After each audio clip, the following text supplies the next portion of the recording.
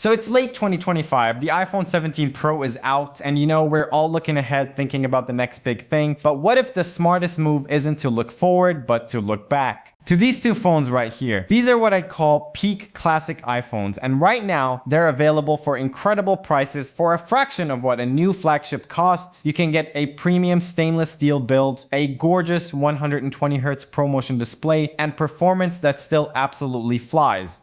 For years, the advice was simple: get the iPhone 13 Pro, save the cash. It's 90% of the experience for less money.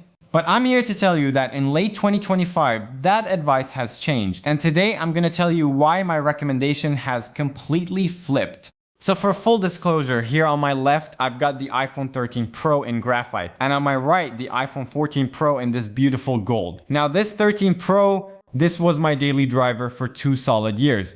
I actually skipped the 14 Pro, went straight to the 15 Pro, and now this is my backup and my beta testing device. The 14 Pro here is also a backup and review unit that I always keep in my bag. So I've spent a ton of time with both of these phones, and I know them inside and out. And just so we're clear, everything I'm about to say about this 13 Pro also applies to the 13 Pro Max, and the same goes for the 14 Pro and the 14 Pro Max. The only real differences are the screen size and the battery life, which, we'll definitely touch on. So in this video, we're gonna break down everything. We'll start with what made these phones so special in the first place. Then we'll see into the design and display, how they actually perform on the brand new iOS 26, the camera showdown that might just be the deciding factor, the real story with battery life after 3 or 4 years, and of course the big question about Apple Intelligence. And stick around to the end because I'm gonna explain exactly why I'd spend my own money on the 14 Pro today and why you should probably do the same. Alright, so before we get into that, let's just take a second to appreciate what these phones represent. The iPhone 13 Pro, when it came out, really felt like Apple perfecting the modern iPhone formula. This was the phone that brought us ProMotion, that super smooth 120Hz adaptive display that was an absolute game changer. It also delivered a massive leap in battery life and refined the triple camera system with new features like cinematic mode and macro photography. It was and still is an incredibly complete package. But then came the iPhone 14 Pro, and it felt like the start of a new era. It was the phone that finally killed the notch and gave us the Dynamic Island, which was this really innovative blend of hardware and software that we're still seeing on new iPhones today. It also introduced the always-on display, and most importantly, the first ever 48 megapixel main camera sensor on an iPhone, which fundamentally changed mobile photography for Apple. Plus, it added those unique safety features like crash detection and emergency SOS via satellite. In a way, these are the last of their kind. The 13 Pro is the ultimate version of the notch iPhone, and the 14 Pro is the first of the Dynamic Island iPhones, but both still have that classic heavy stainless steel frame, the physical rings, silent switch, and the lightning port before Apple made the switch to titanium and USB-C on the 15 Pro. They have a unique classic feel that you just don't get anymore. Okay, so let's talk about how they actually feel to use today. In the hand, honestly, they feel almost identical. You've got the same flat-edged, surgical-grade stainless steel frame, the same tough ceramic shield front glass. They both feel incredibly solid, dense, and premium in a way that, even the newer, lighter titanium phones don't quite capture. The 14 Pro is technically a tiny bit taller and heavier, but you'd never notice without a side-by-side comparison. The real difference, of course, is on the front. The notch on the 13 Pro, look, it's fine. You get used to it, you forget it's there. But sitting right next to the 14 Pro, you just can't unsee it. It just feels like wasted space now. The Dynamic Island on the 14 Pro, on the other hand, still feels genuinely clever. It's not a gimmick. It's where your timers live, your music controls pop up, your call info sits. It turns a dead space into an interactive, useful hub. That's a real tangible quality of life upgrade that you feel every single day. Now the displays themselves are both stunning. They're both 6.1-inch Super Retina XDR OLED panels with that buttery smooth 120Hz ProMotion. But here's a difference you will absolutely notice. Outdoor brightness. The 13 Pro is bright. It can get up to 1200 nits for HDR content. But the 14 Pro can hit a peak of 2000 nits outdoors. That is a massive difference when you're out in the bright sun. The screen is just so much easier to see, And of course, the 14 Pro has the always-on display, which is possible because its screen can slow all the way down to 1 Hz. It's a nice to have feature. Some people love it, some turn it off to save a little battery, but it's another point for the 14 Pro.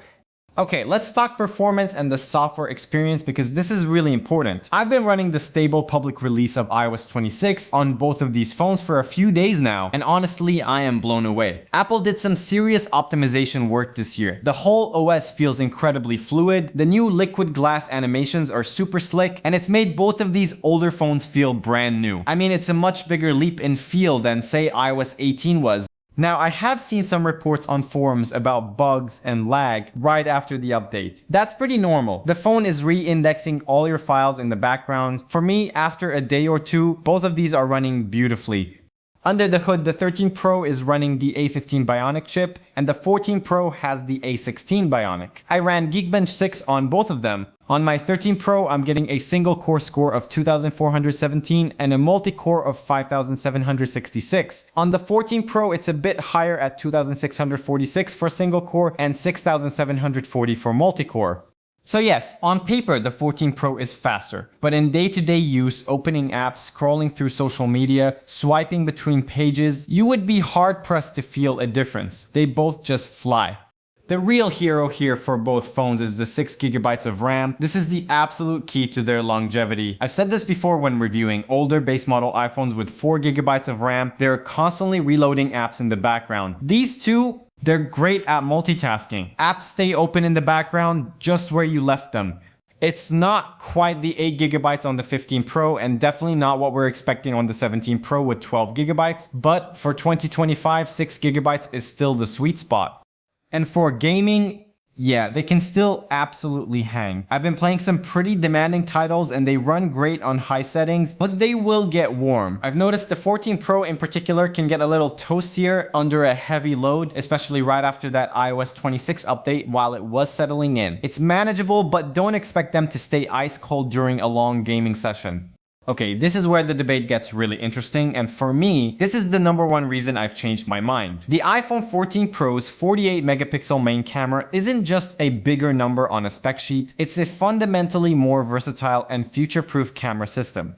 The hardware itself is what sets the new standard. The 48 megapixel sensor introduced in the 14 Pro became the new baseline for Apple's high-quality imaging, a foundation they've built upon in the 15, 16, and even the new 17 series phones. So when you choose the 14 Pro, you're not just getting a slightly better camera from that year. You're buying into the modern camera architecture that defines the current generation of iPhones. If you're someone who likes to edit your photos and you shoot in ProRAW, the difference is night and day. The level of detail you can pull from a 48 megapixel ProRAW file on the 14 Pro is just leagues ahead of the 12 megapixel file from the 13 Pro. But here's the real magic for everyday use, that 2x zoom. By cropping the center of that huge 48 megapixel sensor, the 14 Pro gives you a perfect optical quality 2x telephoto option right in the camera app. It is fantastic for portraits and for general framing, filling that awkward gap between the standard 1x wide and the 3x telephoto lenses perfectly. The 13 Pro's 2x zoom is just a digital mess in comparison. In low light, that bigger sensor combined with Apple's photonic engine processing just pulls in more light and detail. Photos are cleaner, sharper, and just plain better on the 14 Pro. And for video, it's another clear win for the 14 Pro. Cinematic mode on the 13 Pro is cool, but it's locked to 1080p. The 14 Pro bumps that up to a beautiful 4K HDR, and the difference in clarity is huge. Plus, you get action mode on the 14 Pro. It's basically a built-in gimbal that smooths out super shaky video. It's not something you'll use every day, but when you need it, it's incredible. Now, let's be real about what it means to own one of these in late 2025. First up, battery.